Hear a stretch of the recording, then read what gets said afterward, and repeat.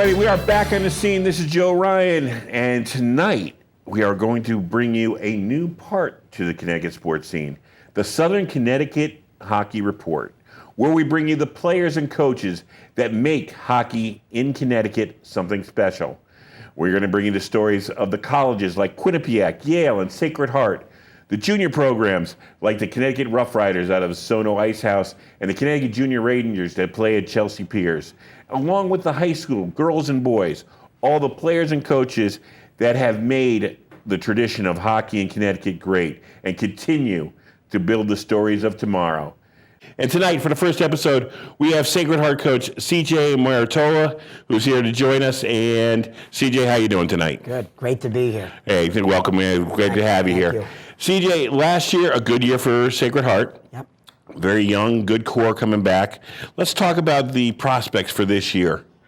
Yeah, I mean, it all started last year, Joel. I mean, we lost RIT in Game 3, and it really gave our guys, it was a pit in our stomach, and that we carried that with us, and that's been the fuel to get us to where we are now, and we're really excited about this year. We finished really strongly last year in the regular season, but we all know there's a lot of work that needs to be done, but we feel we have a really good group coming back. Our leadership, Mark Johnstone and Jason Cotton, have been terrific, and we have 10 of our top returning scorers back with us. So we feel it's the most depth we've had with our team in a while. So we're excited to get going. October 5th, we open at home against UConn. So we're all excited for that. Let's talk about putting together a team. Yeah. Like you said, a strong core coming back. Yeah. Is it a start from fresh mentality, or is it something about building on last year and you've got some preconceived notions of how you're going to use the players? Yeah, we're going to build on last year for sure. I mean, we recruit specifically for our needs, and we have an idea or an expectation of where we feel the incoming freshmen are going to fit. There's always a learning curve. Some guys adjust quicker and get customized to the Division I quicker than others. But I think this year our freshmen, they're not going to have that huge prominent role I don't see right now. We're going to rely on our veterans and guys that have been there and done that, and that's the luxury of having a lot of returners. But we expect our young guys to chip in when they can. Everybody hears words, terms in all sports, but especially around hockey, and it's something a lot of people don't understand: systems. Yeah. They always talk about a hockey system. Yeah. Certain coaches like to run a certain system. Yeah. First of all, what is kind of your hockey philosophy? I mean, I'm a big believer in you're never out of position if you have the puck. I want to score goals. I think scoring goals is fun, and I try to let my players make plays and make be creative with the puck when they have it. But there are times, and it comes with situational play, you have to know how much time is on the clock, where we are in the game, where I expect good sound decisions and put pucks in good places so we're not turning the puck over. Overall, I like to play fast. I like to, be hard on the forecheck. And when we don't have the puck, I want to work really hard to get it back and be hard to play against defensively. Is it hard to find players specifically with those type of attributes you're looking for? Or do you have to take them and break them into your way of doing things, or is it something is that what you specifically look for when you're recruiting? The biggest thing that we look for is competitiveness. We love guys that are willing to compete and get better every day. And if you start with that at the foundation, guys are going to be able to adapt to whatever system you want to play. We like speed with our group, so that's something that we look for. We're not going to recruit many slow guys. We want guys who could skate and push the pace. So to answer your question there, yeah, we like speed. We want speed. We recruit speed, but we also want guys who can think fast as well. Now you mentioned Johnstone and Cotton, your two captains coming back. Austin Madeira, I mean, I've even seen him being mentioned in a lot of the publications as one of the hot young players. Yeah. Talk about Austin for the people who may not have seen him play yet. Yeah, Austin he had a terrific freshman year for us last year. A dynamic player with his stick skills, a great distributor of the puck. And he had led the nation with 7 game-winning goals last year. So at the biggest moment of the game, Austin rose to the challenge, which is great because he was only a freshman and we have a lot of years left with Austin. But he's going to face challenges this year as a player. He's gonna have a number on his back. Teams are going to know who he is, and they're going to try to shut him down. So he's going to have to work a lot harder. He's going to have to learn how to, maneuver on the ice to find those areas of the ice that he was successful in last year, with people kind of knowing who he is this year. The funniest thing, when I first looked at your roster and I saw Austin's name, and I saw next to it Shaunie Georgia. Oh, yeah. It's the first thing that stands out. First of all, how does a kid from Shawnee, Georgia, pick up hockey when you think everything but you think of hockey Northeast, up in Minnesota, Wisconsin, Canada, maybe from Europe, but no one ever thinks of Shawnee, Georgia as a hotbed of hockey. I know. It's funny. He started out playing roller hockey, and that's why his hands are so good, handling that ball. And then he fell in love with hockey, and he started playing. And one of our assistant coaches saw him down at a midget tournament and playing in a lower level league, and ended up recruiting him, and he ended up coming here to prep school in the Boston area. And that's how you find guys in different spots, and you never know where you're going to find when you go. And hockey's becoming as global as it is, it's still small. Mm-hmm. So I know it might be surprising to some people, Georgia, but it's a lot of kids playing from Florida, Tennessee, Texas, and areas that you might not think are, hockey hotbeds. Right.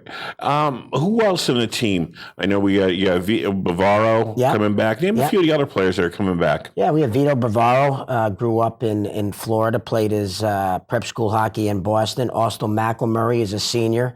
He from Florida again, and ended up playing his prep school hockey in Connecticut. We have Mike Lee, who's a senior from Hamden, Connecticut. Mm-hmm. Very dynamic player for us. And those are the guys that we're gonna lean on, who have been there, that have done that, and have had success. So they've been great mentors for our guys so far. Now, I noticed, of course, you had a freshman last year in goal, John Benson or Josh Benson. Yep. 2.54 goals against average, phenomenal. Yeah. Won 13 games for you. Yeah. Talk about him. I mean, everybody talks the hot goalie is what makes things go in hockey. Yeah, I mean, goalies make good coaches, and he came in mid-November for us. He was playing behind a senior goalie who had played a lot of games for us up to that point, and it was time that we felt he's earned his chance to jump in the net, and he didn't disappoint. He was really good. He gave us a chance to win every single night, and that's all you can ask of your goalie. He's someone who works really hard on his game. He's a great kid. The guys like playing in front of him. So he has a lot of attributes that you look for in a goalie. Let's talk about the goalie position for a little bit, because, around here we've been kind of, if you're a fan of the pros, you've had Lundqvist, you've seen a lot of great goalies. Yeah. Martin Brodeur. Yeah, John Quick. Yeah, exactly. Yeah. Let's talk about, a goalie. What does a coach look for in a goalie? What are the kind of attributes? What is it? A mental toughness? Is it the ability to just throw it if you give up a goal, just the short memory? What are the kind of things you look for in a goalie? Yeah, I mean, it's a great question, and I agree. You need mental toughness. You need to have that to be able to bounce back and jump back into the moment, and you can't let what just happened affect you. Before you know it, it's 2-0, 3-0. So that mental toughness is definitely an attribute that you need. And just from a technical standpoint, I love goalies who are aggressive and challenge and have great rebound control. Be able to put pucks in areas where the teams aren't going to get a second and third chance at it. In the development of hockey players, it's different from most other sports, and I think a lot of people who aren't hockey parents don't understand that a lot of these kids leave home at a very young age to play. No question. And as a college coach, what's the theory behind that? I mean, a lot of people, I tell people this and they're shocked that you guys don't want somebody 18, 19 on your roster. You want them 20, 21, maybe even a little 22 isn't bad. Yeah. Talk about the theory behind that. Yeah, the landscape has completely changed over the last 10 or 12 years. Junior hockey has become prevalent in all of U.S., in Canada. And it's an opportunity for these, young hockey players to continue to hone their skills at the junior level against great competition and great coaching. So when they arrive on our college campuses, they're ready to really hit the ground running and go.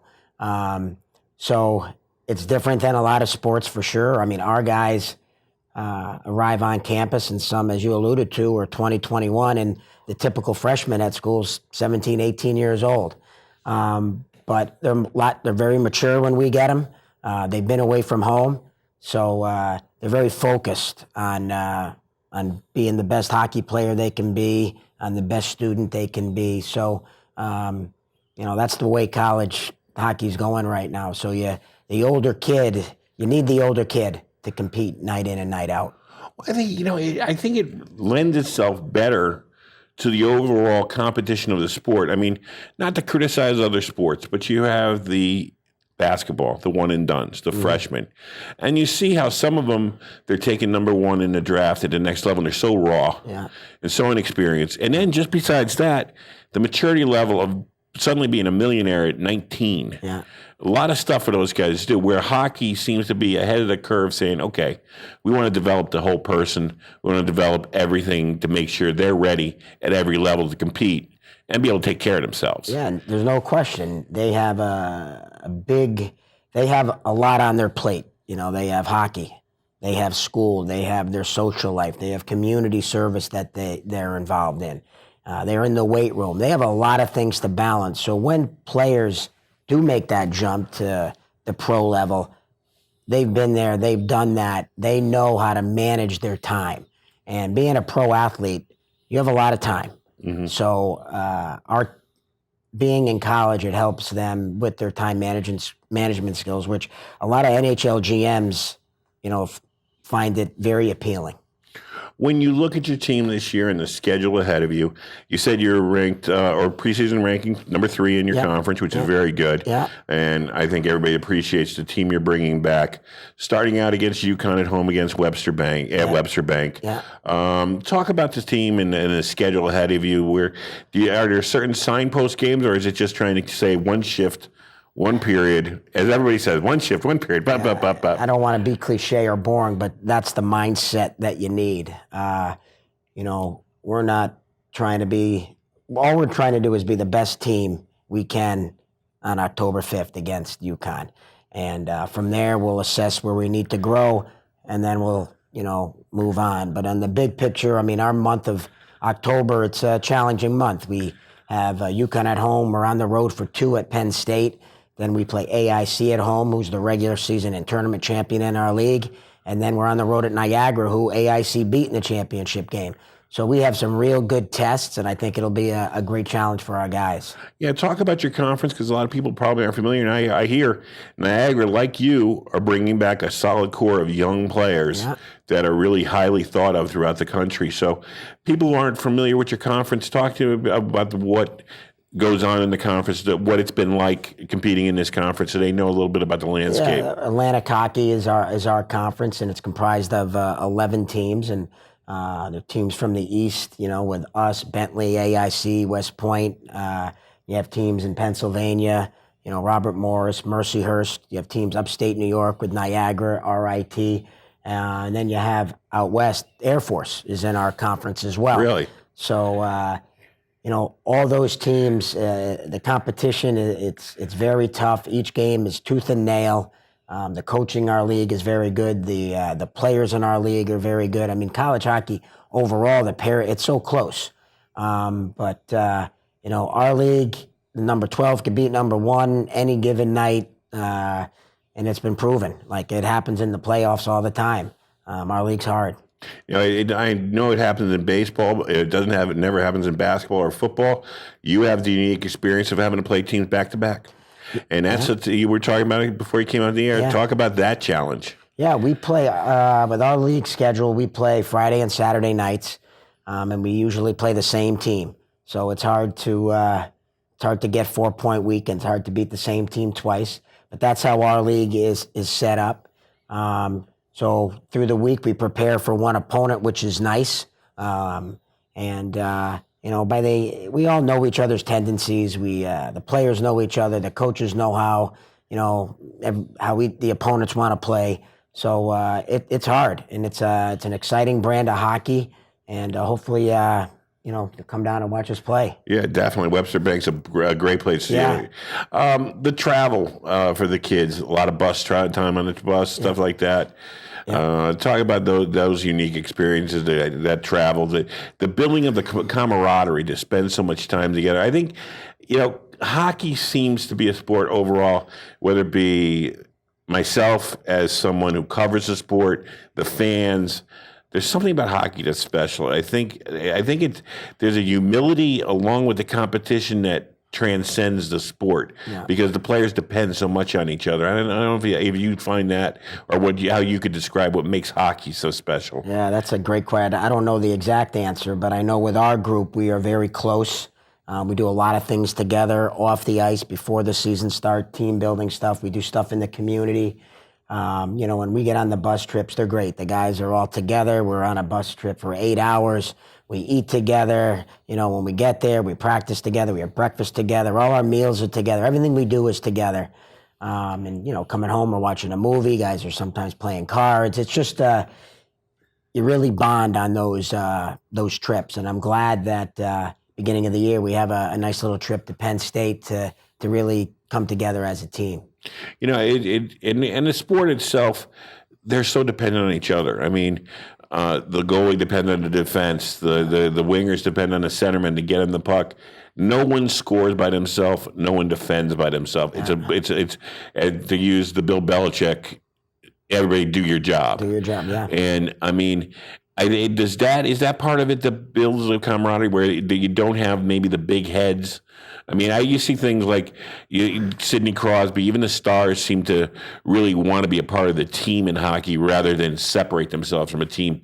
Where other sports you see them doing that? And there's no question. I believe that hockey's the ultimate team sport. And there is, everybody on their team has a role, but I think within that team structure, people they value what everybody's role is. If you're not a goal scorer, you're a penalty killer, go out and block shots. Like everybody, it raises the level on the bench. People get excited. If your job is to score goals and be a power play guy, the guys who aren't in that role, value that.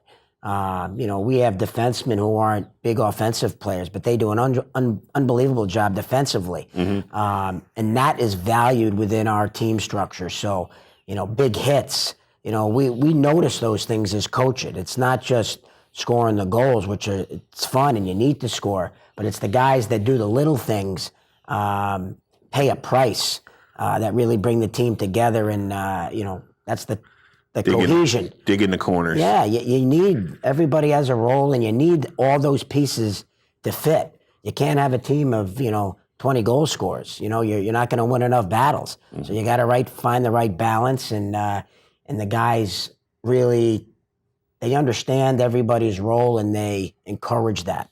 Now, in late January, I think it's late January, you're having the Connecticut Cup and hosting the original Connecticut Cup, which will have UConn, Yale, Quinnipiac, and you competing back-to-back days, a special event. People should look to get to Webster Bank to see this. Yeah. It is, if you've ever been to the Bean Pot in Boston, it's a special event, and hopefully this will take off like that. Talk to me about your pride in being a part of this event. Yeah, it's pretty exciting to be a part of it. I mean, I grew up here in Connecticut, and I always saw the Bean Pot. I played in the Bean Pot when I was at Northeastern. It's cool. But being a Connecticut native, I always felt, why can't we have something like that? And hockey in Connecticut, it's great. Levels from all parts of this state of Connecticut. There's great hockey, great youth hockey, great high school hockey, great coaches, people that love the sport. And to be able to get it all under one roof for a type of a hockey festival, so to speak, I think it's a wonderful idea. And I think it's a time for all of Connecticut hockey to come together and a chance to shine. Are there going to be other extra events going on around that weekend that people should know about? Anything that you know of yet? I think it's going to be youth hockey games. I think they're going to have clinics, coaching clinics. I think they're going to have stuff going on outside of the arena for the young kids to come and shoot and have some interactive stuff. It's not going to be 2 hockey games. It's going to, I think, encompass 2 days with lots of events going on. I think they're trying to get high school hockey being played there. I've heard maybe Division III games are going to be there. So they're trying to tie everything in with Connecticut hockey right there under one roof over 2 days. Now, I was at a special event you had the other day for Zachariah Snyder. Yes. Kid from Amity. Yeah. Now going to be a part of your team. If you want to just talk about that a little bit. And you were talking to me when we were talking a couple of days ago about other things. You really want to be an ambassador for the sport in Fairfield County and grow the sport. First of all, talk about Zachariah and then your feelings about bringing hockey to the people here. Yeah, Zachariah Snyder. We had the opportunity to meet him last year, and we brought him into our locker room. He has some neurological, things going on with him, but he's a young man that, when you boil it down, he loves hockey, he loves being at the rink, and he loves to skate. No different than me, no different than my players. Definitely. We all have that same love for hockey. And to bring him in to be a part of our group, to skate with our players, to be in the locker room, like he's part of our team. And it was a great day for Zachariah and his family and for our players to understand there's more to life than just playing hockey and winning and losing, that we put so much, we pour our life into, but you take a step back and it gives you really good perspective. And Zachariah is going to be a huge part of our team. When we're going through tough times, I think we can draw an awful lot of inspiration from Zachariah. And also be an ambassador, trying to get people to come to Webster Bank to experience college hockey. You and I, we were spoken, and I don't want to be hypercritical of the other sports. I mean, football has done a great job, a traditional football. Basketball, great tradition. Yeah. But it's only a handful of teams that really have a chance. Yeah. A couple of years ago, you have Yale and Quinnipiac playing for the championship. You had Union College playing for the championship or playing in the Frozen Four. Yeah. There's something about college hockey where the parity, like you said before, is out there. Get to the tournament, give you a chance. Yeah, there's only 60 Division I hockey teams in the country. So every team has a chance. You got to get to that tournament, and anybody can win the national title. And that's our goal. Our goal is to win our conference championship and get into that 16 and have an opportunity to win a national title. That's our goal. And we hope with us being out into the community, us playing, the schedule that we play, we'll be able to touch more people, to get more people to come see what kind of the quality that we have. Because I think it's a great event. Webster Bank, as you said, it's a great venue to see college hockey game. It's fan friendly. All the sight lines are great. So, we're trying to do our part, and we have a long way to go with reaching people in Fairfield County and beyond to let them know that we are there, but we're trying. Hockey has always been, the fans who get hockey love hockey and are probably the most loyal fans there are out there. We talked about parents, the things they have to do for their kids when they get into hockey. Speak to the parents. If you have a child that's getting into hockey right now and really wants to play hockey, what kind of, what would you suggest they do? What's a kid looking to get into hockey? What do you do to help them along? Yeah, I think you go to an arena near you and you start locally. That's where it's close. You don't need to be traveling a million miles, to make your son or daughter be the best player they can be. There's great arenas in this area. There's great coaches. Make sure that they love the game. Don't force your kids to be at a rink if they don't want to be at the rink. It's got to come from them. That passion, that love has got to be driven from them, not the parent. And once that young boy or girl starts really gravitating towards it, then you help them. You help them, putting them in the right program and giving them, the right opportunities. But there's no rush. As you get up to Bantams or high school. If your son or daughter is good, let them be great in the level that they're at before you move on to another level. I see a lot of people trying to jump over certain levels because they think their son or daughter is on a line to become a Division I player. It's hard to become a Division I player. Not many people become Division I players, and women or men. So that would be my advice. Let your son or daughter have their own path, and as long as they love that sport and love being there, I think the path will take care of itself. It is a very unnatural game into this to be able to get on that little blade. Oh, yeah. And it's amazing. I still to this day am amazed. Even at practice the other day, watching your guys when they're just stepping on the ice, and I'm just sitting there going, I can barely stand like that. I know. It's just amazing what they do. Yeah, and the parents get an awful lot of credit. They sacrifice a lot for these kids. Morning practices, traveling, hotel costs. I mean, it's expensive. Yeah. I always tip my hats to the hockey parents. They're good people. Yeah, it's almost like they got to have like almost, for lack of a better term, a tribal mentality, because they're at one rink at 6 a.m, and then they might be in Hartford for a 7 o'clock game in the same day. And think, packing lunch, doing whatever they got to do to get everything going. Yeah. When you look around, I mean, you are a Connecticut product. Your son played 1 year at North Haven, is now at Berkshire. Yeah. High school hockey, what do you think of Connecticut high school hockey right now? Is it going through a problem period, or is it a transition period when you look around? Yeah, I mean, I go to high school games, and I think the crowds are great. I think the coaches do a wonderful job. There's good players in Connecticut. I think junior hockey is taking some of these kids earlier than they would have. There's a lot of junior programs in the surrounding area.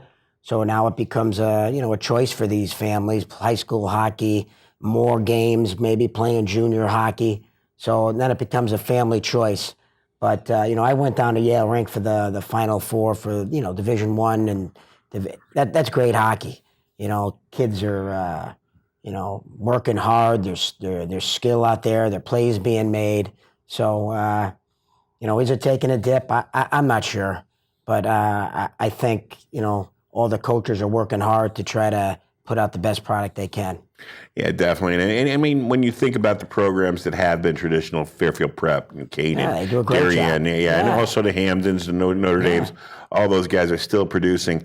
One of the things that, it's one of the sports that, when you think about it, the athletes that came out of Connecticut, you got Pacioretty and Quick now playing, Brian Leach, Chris Drury. I mean, it goes on and on and on. The people who came out of Connecticut, for you being part of that, and guys like my friend Marty Krause, who you know, and I know, that people that Connecticut hockey, you being a product of Connecticut, talk about the pride of being part of the Connecticut hockey history and it's present right now. Yeah, I mean, it gives me an awful lot of pride. All those guys that you mentioned, I've been on the ice with those guys. I've coached a lot of those guys, and to see them not only go on to be Division I players, but go on to have impact at the highest level in the best league in the world, in the NHL.